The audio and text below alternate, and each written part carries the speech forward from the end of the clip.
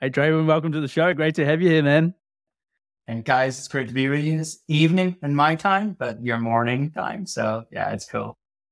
Yeah, thank you for giving up your evening. I want to dive into your journey, Draven. This is what the podcast is all about, just being unfiltered, being candid. So take us back to your early days, a story of 200 pounds and a bag full of clothes and a bus ticket. What did that mean? I've heard that story firsthand from you at a pub, but would love to hear it from you for the audience. I suppose I would take up the whole podcast then.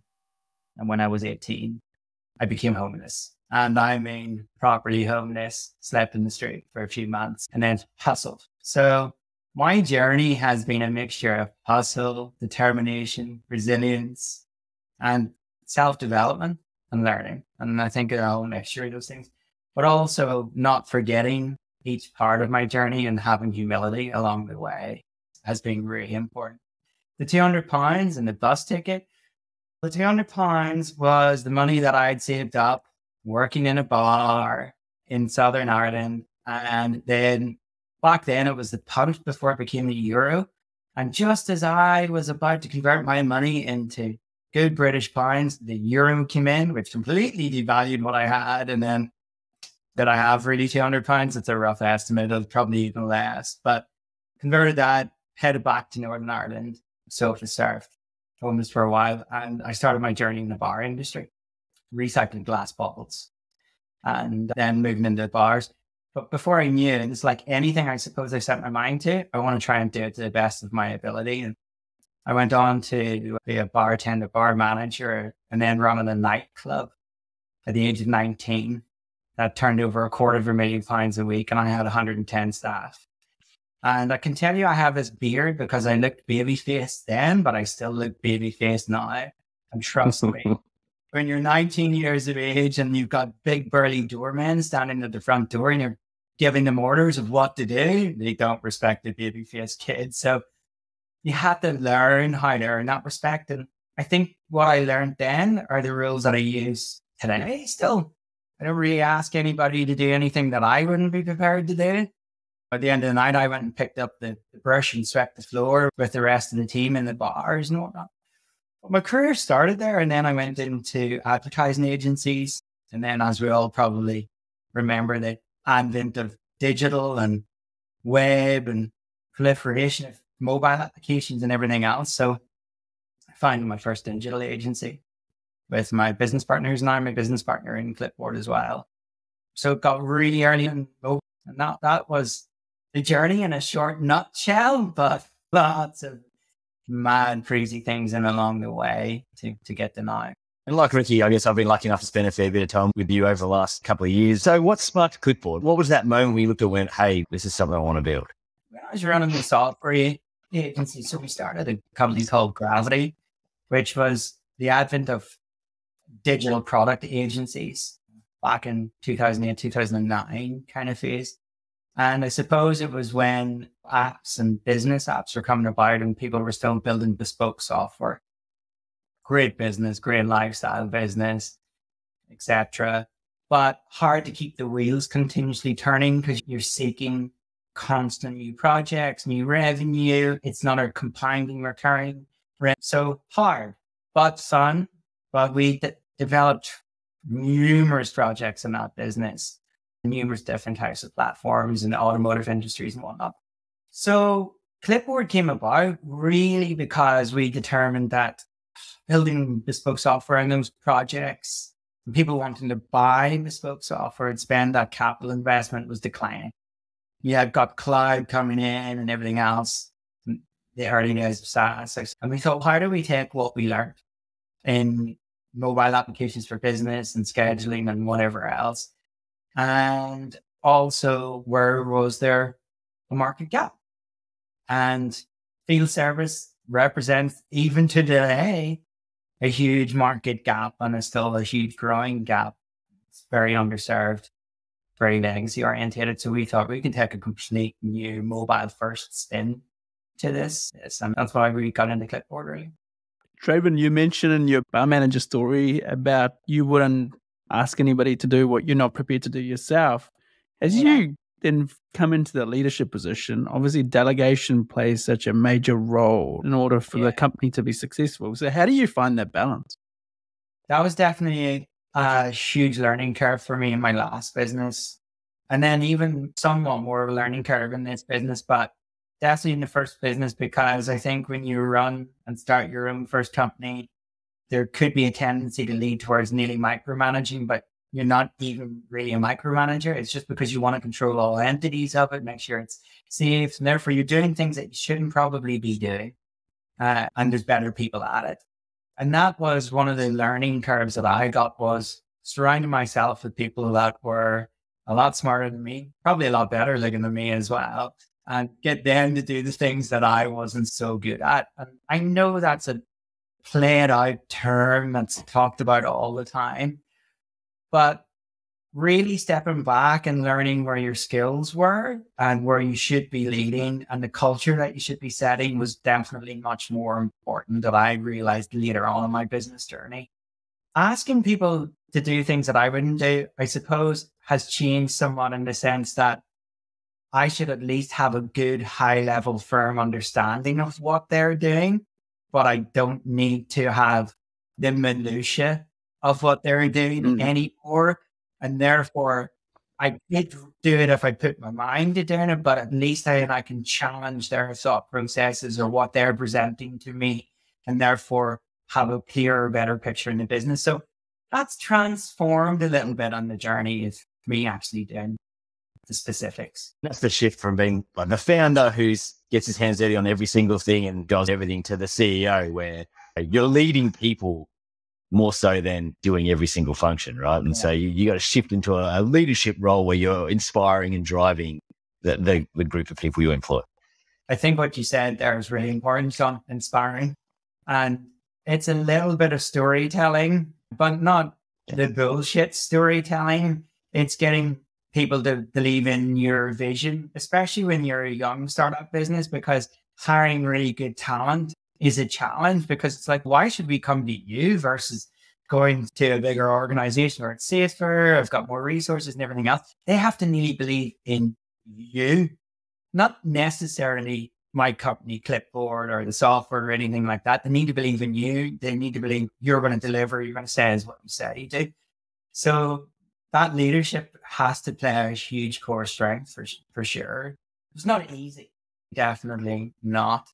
And knowing people and understanding their behaviors and learning all of those things. And one thing I would say that I definitely had to improve on and get better. And this is the thing. I think people don't like to admit their weaknesses, but I'm happy to admit it.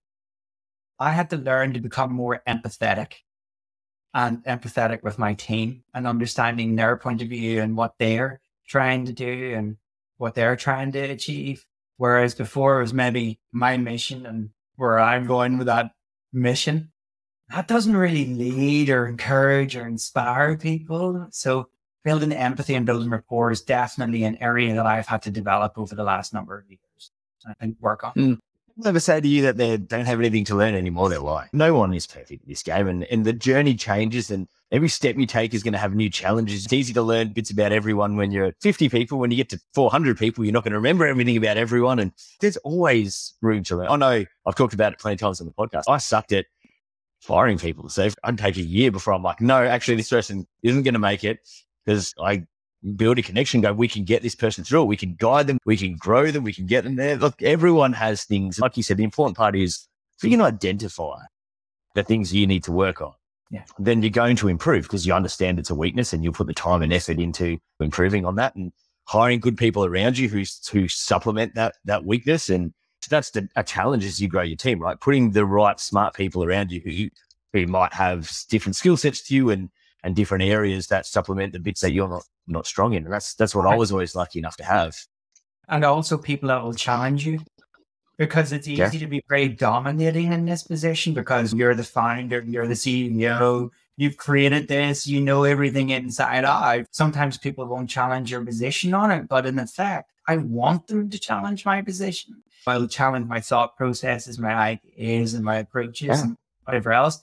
It's a self-development two-way as well, and it improves my leadership for sure. I don't think that's a good point to culture, right? Like how you build that culture as a people, especially that in your executive team around you, will dictate whether they are comfortable to challenge you or not. Have you empowered them to actually have conversations with you to feel like, hey, I think that's a dumb idea? And it's always a balance, but that's something you've got to be able to build up to so people feel they have a relationship with you and confidence enough that they can call you out if you make a mistake, because you're going to make mistakes. I think that's one area that I haven't struggled on to, not for people who like challenge me and call me out, but I think my personality and my character is very open. And I think people read that from me. They know that I shoot straight from the hip. Some people can't digest that very well, but then they know that's the culture that they're coming in from. I'm very open and saying, I don't care if you make a mistake. I care if you don't tell me about the mistake that you've made and what you've learned from it. Don't try to lie or back out from it, because the fact is, I've made more mistakes than I even care to remember. But the reality is those mistakes have driven me forward and developed me further. That's what I want from the team as well. So having a kind of open door policy or open form of communication, in my opinion, at a very early stage startup is totally critical, simply because everybody has to be accountable. They have to be. Mm-hmm. Remember when you get into larger stages, you always get the cliques forming in those kind of larger entities, and those doors start to seep in and whatever else. And that's probably going to be a challenge in that later stage for us and understanding how to manage that. But now we have to run a very transparent, accountable kind of. Yeah. And you can keep transparency and accountability forever. You just got to put the time and effort into building it. Yeah, it's true. But it's down to the people that you have in your senior management around you. Do they have that? Yeah. Do they want to drive that culture forward with you? Because really, you can't sail the ship by yourself. You need everyone else sailing it with you in the same kind of path, same mindset. And as soon as you've got that culture where there's not that, and you've got other people sailing the ship with you, but they're pushing back and making hindrance, it's very hard to drive change or do anything or move momentum. Even that too can be a challenge. Yeah, absolutely. You touched on a few things there, Draven. Obviously, charisma, the quality of leadership, and the person and the vision you have. It is more often than not enough to have a beer or a coffee with the potential leaders coming into the business. However, that's not enough to actually get them to sign up. You need capital. Securing funding is an interesting topic for a lot of the early stage founders, people that we speak to mostly. What strategy did you find effective in order to get that capital or do the fundraising in order to attract the talent or the leadership team that you needed in order to get to the next phase? Funding's a challenge, as you guys know. Certainly don't think the climate's going to get any more easy in that respect. Doing another round at the moment and hope closing soon. The strategy for us at the time, when we started, the UK was a growing tech scene. We had what they called Silicon Roundabout. So the infrastructure of European investment and whatnot was still at its beginnings and growing. And then obviously that accelerated over the last number of years. And now we're in a little bit of a flat mode and everybody's paused. But for any early stage founder, in my opinion, when you're taking early stage capital, having the right angels that are investing or high net worth individuals are investing are really important, because the money is not necessarily the most critical bit. It is critical, don't get me wrong, but it's what else do they bring to the table? Do they bring doors that they can open for recruitment of talent and people that they may have worked with before, or people that will recognize them as a weight and go, if they're involved, then we might get involved and attract the right people. Can they open doors to generate revenues, businesses, and everything else that goes along with that? So money nearly becomes a secondary ask and a second question you should be asking. Too many early stage founders I see here go, here's 100,000, and they'll go, yeah, let me take the 100,000 because I'm so desperate to take that money, that they'll actually forget to nearly qualify their own angel investor. I nearly interview them the same way as you'd interview a team member. Yeah. That's the very early stages. Then when you're moving into your venture capital or your fund kind of money, that's even more important. And the credibility of those investors and what they have on their portfolio. And a lot of the times there's like questions that just key questions, I think, that a lot of early stage founders forget to ask when they eventually reach a fund stage of funding. One would be, what stage is that fund in at deploying their capital? Because if you're a first time founder and you're going to raise capital, and you've never been through this cycle before, you're not going to know that those funds have a mandate for 7 or 10 years to return the capital to their investors. So they'll spend 3 to 5 years deploying, and then the next 5 years thereafter taking it back in. So if you're coming to the end of their fund cycle, they're going to want to squeeze you to exit quicker, or that maybe not be good for your strategy. So asking those questions, or who's in their portfolio that could also cross-pollinate, give you support, et cetera, and what other kind of services. Now, I've seen this recently. A lot of funds saying, yeah, we'll help you with the recruitment, we'll help you with the marketing, the add-on services. Take it with a pinch of salt, but go and speak to their other portfolio companies. And if an investor doesn't hook you up to talk to their other portfolio companies, then they're hiding something. Go talk to them, especially taking that first chunk of capital from a fund. And then finally, the other question I think you should always ask is, are you going to do follow-on capital? Have you reserved enough money to follow on into the next investment rounds with me? Because I've seen so many early stage startups get screwed in that sense, because the investor doesn't do follow-on capital, and then you go and try and raise from new investors, and those new investors just say, well, why is your existing investor not following on? Just those simple questions to ask, and not to be afraid to ask them, because if they're a credible fund, credible investors, they should be answering those dead easy. Man, some good tips. I'll give you a tip of my own. Every venture capital firm will give you people to go speak to their portfolio. They pick people that they know are going to say what they need them to say. I always went and figured out who most of their portfolio is, and then I'd cold call people they haven't told me to speak to. I wouldn't even speak to the people they told me to speak to. I'd always go find the ones that have had a rough trot, right? Someone that you could find in their portfolio group that hasn't gone well, and I'd talk to them. If you want to know the truth about how they're going to be, go talk to the ones that aren't going well. Yeah, I'm supportive that they're going to be. Yeah, exactly. Yeah. Have to think about, look, you should get driven pretty hard if you're not doing well, but you want to know how they do that hard drive. How do they think about it? Because you don't expect them to be all sunshine and lollipops if things haven't gone well. You just want to know how their minds think about those decisions, those tricky things. That's what we used to do. Look for the black sheep in the portfolio and have a chat to those dudes. Backdoor reference. Yeah. We call those nearly like the drawer of shame. They're not on their front page of their website nearly, but you know that they've invested in. Yeah.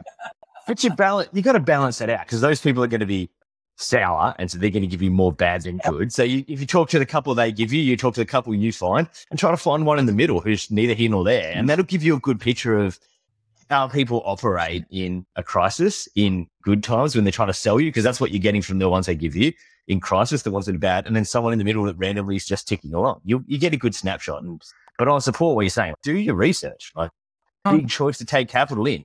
Take your time. You know how many early stage, young stage companies do not do their research, and they're just enamored by the fact that someone has said, we're giving you a term sheet for X value and X amount of money.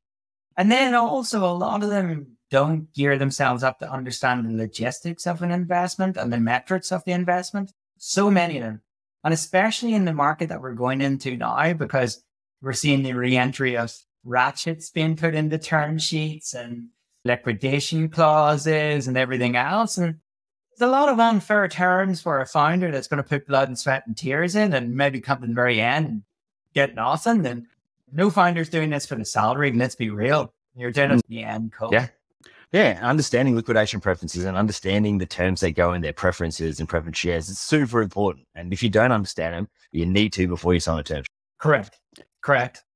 And if we flip the script, Draven, as a founder or an early stage CEO, what is it that you need to know? What information do you need to be armed with when you shake hands with investors? Because a lot of them, when you ask them, what are you going to do with the money? Where are you going to actually invest the money? Do you have a team? Do you have a plan? Do you have a plan for next 3 years? What has your growth been like? For some of them, it's almost never really thought about this. So what is it that you did so well when you went to that stage? I think having a robust financial plan of how you're going to deploy the capital and where the capital is going to be used and what your expectation of returning that capital is going to be. Let's be real. There's a little bit of a finger in the air scenario in early stage investment and financial metrics for sure. But there's still good rules of thumb that could be followed. You know how much a software engineer costs you per year. You know what their output's going to be. You know how much a marketing person's costing you and what their output's going to be. Or if you're buying some basic Google pay-per-click adverts, you should know what your click charges are and how many that should generate in leads. And funneling that down into a real robust financial plan is key for any investor that's looking at it, but actually for you as a founder trying to develop your business and what direction you're going to go. It's there to guide you. Don't get me wrong, it can flex and it can shift and move and whatever else. Personally, I know that there is investors that go, oh, we want a 5-year plan. Let's be real. You get to year 2, those next 3 years after will never look what you projected, really. But at least the first key 12 to 18 months of that financial plan should look really solid about where you're going to deploy it all and where you're going to get a return on that for them. And I think that's going to be even more important because the days of cheap capital is over. It's gone. Interest rates are through the roof and everything else. Lots of dry powder out there for investment for sure. But the rules for getting that is going to be a lot tighter. And so they're going to want to know that. I always felt like if someone asked me for a 5-year plan, I hadn't pitched the vision hard enough. They didn't understand my vision for where the business was going. Because the only reason to ask me for a 5-year plan is you didn't buy into where this company is going. And now you want me to put it into like financial mechanical terms. And I'm like, I can't, it's 5 years away. It's impossible. Yeah. I'm just going to give you bullshit on a piece of paper and hope you believe it because how am I supposed to know? Hope that you've swallowed my Excel spreadsheet that I've just extrapolated out for another 2-3 years. Really? I'd never do it because my concern would always be then one day, 3 years down the track, they'd be like, anyway, we're having a look at your 5-year plan you gave us 3 years ago. And you're like, it's 13% off it. And I'll be like, fuck, I gave it to you 3 years ago. That's pretty good. Take over. I'm always wary about what I give out. It's got to be something that I believe in that I think is achievable. Otherwise, you can come back and smack you in the face years later. Oh, and I think from a credibility point of view as well, because I think a lot of founders don't realize that you'll do this, right? I'm second time starting a business. I had my first business in soda, but I took no investment in that business. Completely self-organic growth, right? Thought I knew lots and lots, got into starting this, and I was like, gee whiz, that was only primary school. I've now entered secondary school. I need to keep going.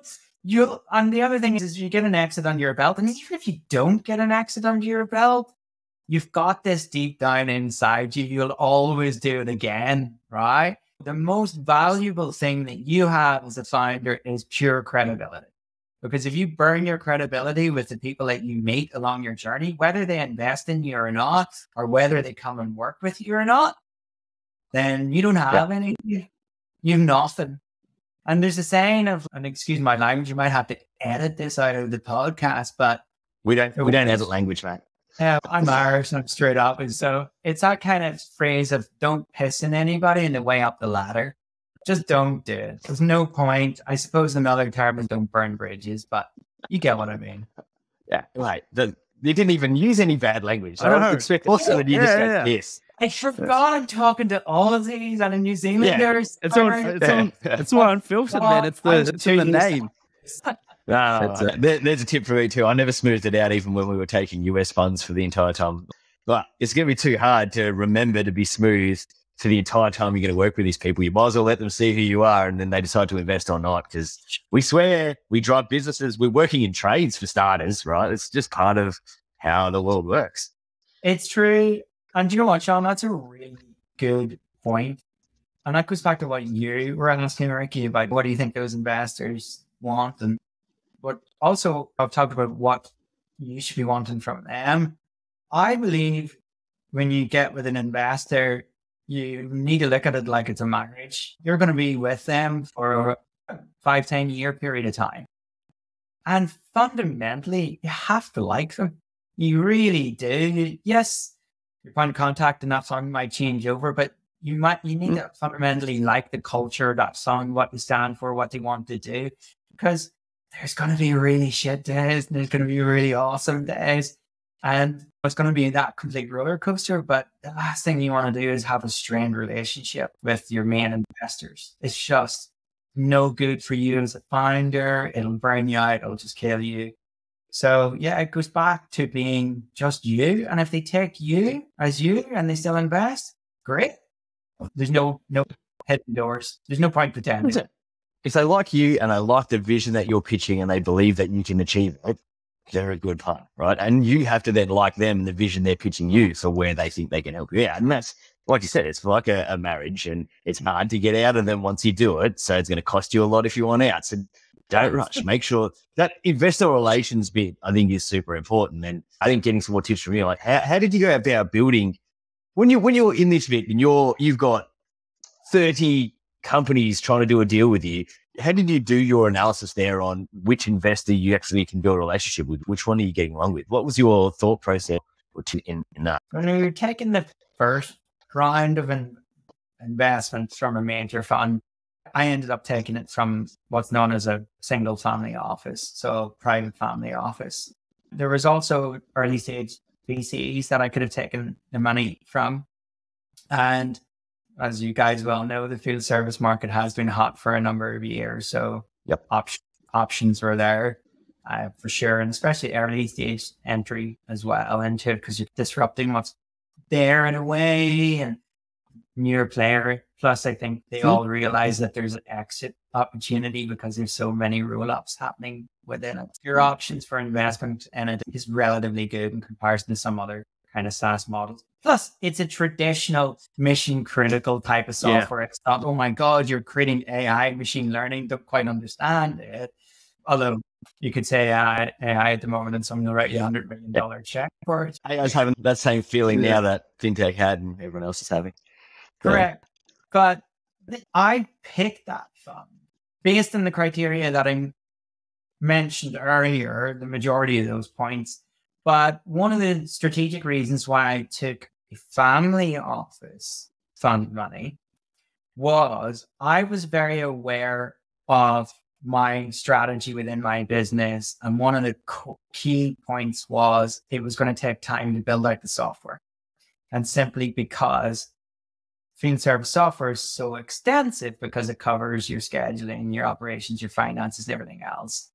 And also, you can't just sell one part of it to a customer and say, hey, hang around for a year whilst we build out all the other. So you can't get the early stage adopters. So I needed an investor that was prepared to come in that vision with me, prepared to say, look, we're going to invest in that and you're not going to be revenue generating for a period of time. And identifying those investors that were comfortable with that, going back to ones that were, where were they in their fund cycles, et cetera, et cetera. Most times, not all the times, but most times family offices are very patient capital. They're not under the same timelines of trying to get an exit, et cetera. So that's why I ended up there. And I also knew that they would do follow-on capital as well for me. So that's how I analyzed them based on how they would complement my strategy for rolling out my company, really. That was how I done it. I love it. You had a very clear vision on what you want to achieve, where your company was going. And then you effectively, when you were prospecting, you discounted any that didn't fit what that vision was and moved them out. Yeah. So you narrowed your field down to, hey, these are actual opportunities I have in my pipeline. You think about it like a sales journey, right? All these prospects, narrow it down. It's exactly what it is. Both sides. Yeah. It is, 100%. But this is why when I hear founders or CEOs of early stage companies go, oh, I can't sell. I'm sorry. You're going to have to learn how to sell right and quick, because it's not just selling your product. It's selling your vision to the people that you're going to hire. It's selling your vision to the investors. It's selling. It is pure sales every day, every day. I was holiday last week, absolutely pitching the life off to some guy in the beach that I met. And my wife is standing going, oh no, he's at it. And I'm like, why stop? It's an opportunity. Because it's in your blood, mate. You can't stop. But look, you're just making Ricky happy. Like everything is sales. Ricky's like, yes. Everything is sales, right? 90% of our life is sales. Coming back to you, Draven, and Klipboards, what are you most excited about? What's up and coming for you and Klipboard? As I mentioned, we're in another investment round. The good thing is this is for pure growth, which is great. It's not capital because, oh my God, I need to turn my company around and get it off the juice of spending too much. We never went for that model of super, super high growth at all costs and just spending down investment money really quickly. We had a mix between that and somewhat organic growth. That hindered in a way because some venture capitalists just don't like that and they wanted to see you spending harder and getting faster growth. However, as we've seen, the tables have now turned and I'm now sexy. I'm now attractive to invest and acquirers because I have a business that is not hemorrhaging cash and it's got strong retention. This capital is coming in to grow. Most people would be thinking, is the market growing at the moment? Hell yeah, it is. Is it at any field service? Yeah. Yeah, for sure. And there's still a lot of the market left. Huge amount of market left. And there's players in the market. It's competitive, as we all know. But for me, the next focus over those next 12 to 18 months is to hit our next milestone. And we'll go from there in the sense of what the next chapter of our journey may be. I don't know. I get my door wrapped from time to time, but I don't think my time's ready. I am excited for the next stage. Nice. And also, I think there's some technological things. Field service is slow to adopt. The rest of the technology market moves faster. People will adopt new things and whatnot. I think field service is still only getting its head around IoT, which was the thing 7 years ago. 7 years ago. So I'm not going to come off with the bullshit term of AI today and say how we're going to integrate AI into field service and some machine learning and predictive analysis. I don't think my market's ready for that, who we serve. And that's another case in point to young founder, early stage founders. Don't go building product features that your customers just don't bloody want. Build what they want and sell to your market. Know your customer, know your market, and don't be a jack of all trades. Focus on that. I think that's key, for sure, for us in the next one. Yeah. Really good tips there, right? Because it's so easy to just go after next shiny object when it comes to product roadmap, but just be really crystal clear and listen to your customers. Features don't sell. You don't have to tell me twice. Yeah, and I'll go even further than that. The product doesn't sell. People buy from people. All right? You're making his story. We're going to have to do a follow-up podcast just on that. People buy from people. Fuck the product. Yeah. People just buy from people. Look, let's be real. We all know shit software products, and you sit back and go, how the hell have they ever got the time of day? Why are people using that? Oh, yeah. It's because they've had the right sales engine, they've had the right culture, they've had the people behind it believing. And when you get on to sell that product and use that passion and energy, you'll carry forward the other people with you and they'll buy that. It's not down to, oh, do you have this feature? It's not that. And most times customers will negate those things and find workarounds if they believe that you're going to look after them. That's all they care about. Isn't money safe with you? That's all they want to know. Yeah. As long as the product actually works for what you're trying to get it done and it fits the ICP. It was always fun when we'd get I know we lost that deal because it doesn't do this. So we're like, really? It does 99% of everything they wanted. And they found this one little tiny thing that it doesn't do. And that's why they're not going to do the deal. And then you find out who they deal with and you're like, but they don't do that either. They're like, oh, but I don't. Yeah. That's right. People buy from people. Mate, you're going to trigger me to that whole other podcast. That's what I mean. Isn't that the favorite part of being a CEO when you get to have those discussions and you're like, oh, really? That's good, Jen. Love it. I know. You know what's even more fun is sometimes I also take sometimes the sales calls still because I like to know what's going on front line. I like to hear from the front line and get in there. Like, I still know my first customers, and they're still our first customers because I spoke to them. But I don't get disconnected from that, because being here from the front line will help me determine what happens in the product roadmap and everything else and where the business is actually going. But most times when I go on those calls, they haven't the clue that I'm the CEO or the founder or anything like that. I just talk to them like I'm another normal employee in there. And then when they find out, there's nearly a level of shock from them as, oh, you didn't say it. I'm like, ain't they? Why should I say it? And they just shows the rest of your team that it's not down to job titles or who's senior or who's not. It's engaging with people, understanding them, understanding their needs, just selling. It's fun. I love selling. Oh, Ricky, you love selling.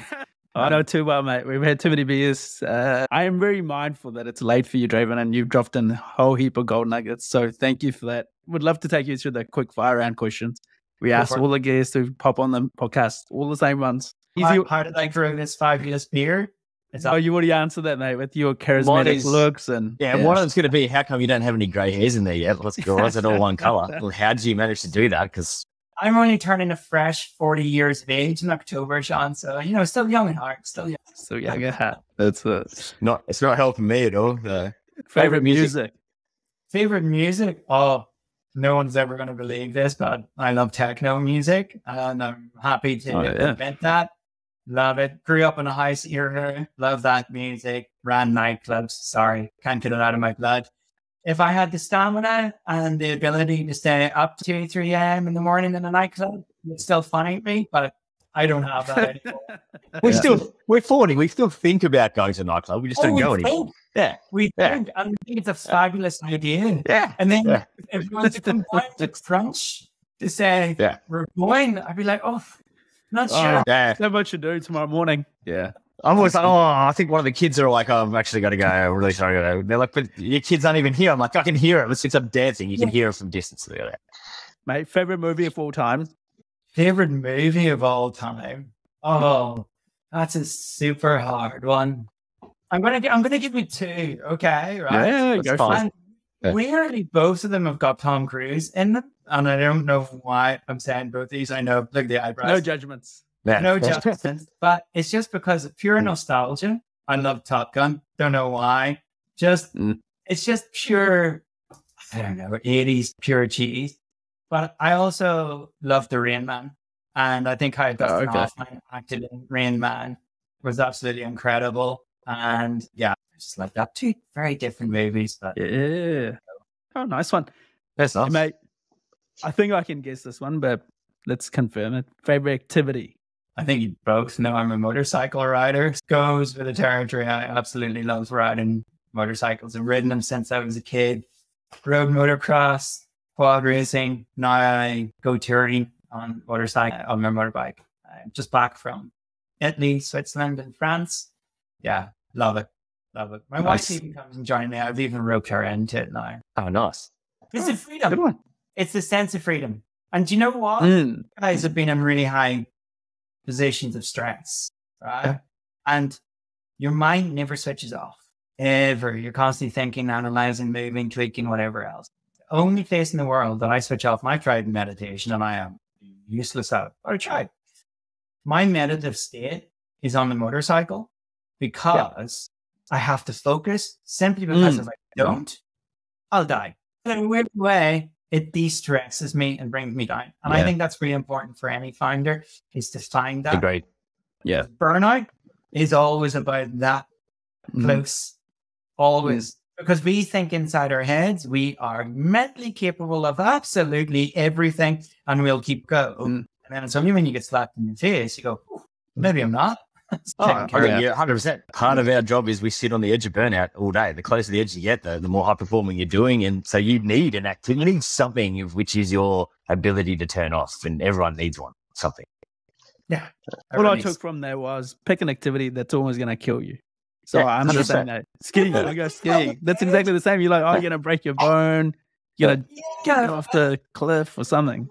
But I think we always do what we do because we we have an appetite for risk. Sure. I like feeling not on edge, but feeling alive, challenged and pushed.